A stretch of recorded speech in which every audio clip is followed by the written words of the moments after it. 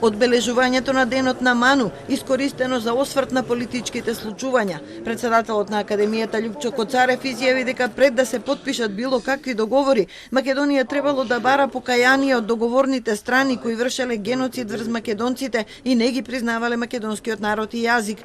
Но оние што претрпеле незамислива неправда и штета во минатото, се наоѓаат во подредена положба во процесот на помирување.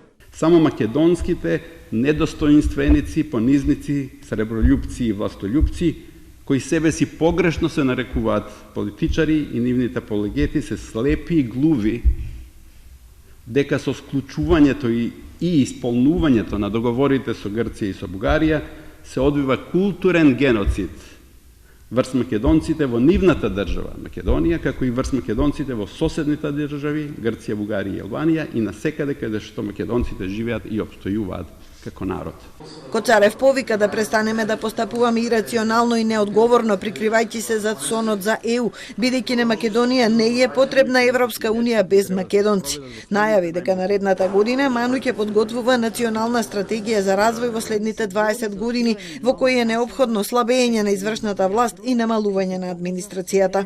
Да се донесе закон за развој на Македонија со кој прво ќе се одземат ингеренциите на министерствата да изготвуваат стратегии, па така ќе се обезбеди континуитет во развојот на државата од една страна и стручен и научен пристап во изработката на стратегиите од друга страна.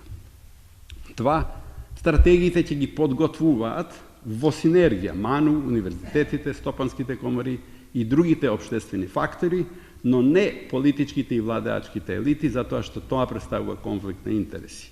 И дел од опозицијските партии се противат на договорите со соседните земји и на францускиот предлог. По неуспешната иницијатива на ВМРО-ДПМН, Левица собра 750 потписи и во собранието достави предлог за референдум со 150 страници.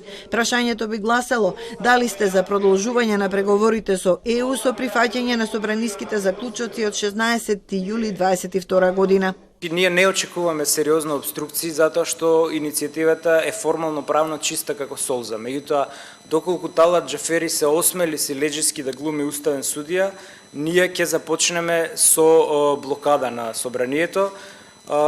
Верувам дека ќе имаме координација и со пратениците на ВМРО-ДПМН да се придружат или заеднички тоа да го правиме.